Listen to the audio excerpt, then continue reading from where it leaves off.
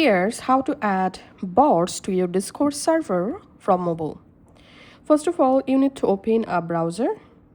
In browser, you need to type here Discord app directory, search for it. And now you have to open Discord app directory.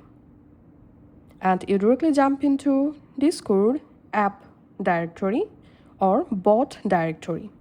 Here, you can tap on more and you can choose any categories to find out your bots. Or you can use this search bot option to find out the specific bot to add to your server. So in my case, I'm searching for the Mi6 bot.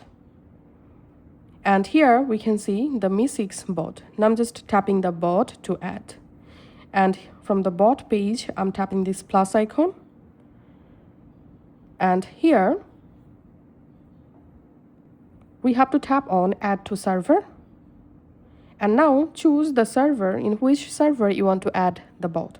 So in my case, I'm selecting this server and tapping on continue. Tapping on authorize. And here we can see the bot successfully added. Now I'm going to my server. And here, as you can see, the bot successfully added to my Discord server. So that's it for now. Thanks for watching.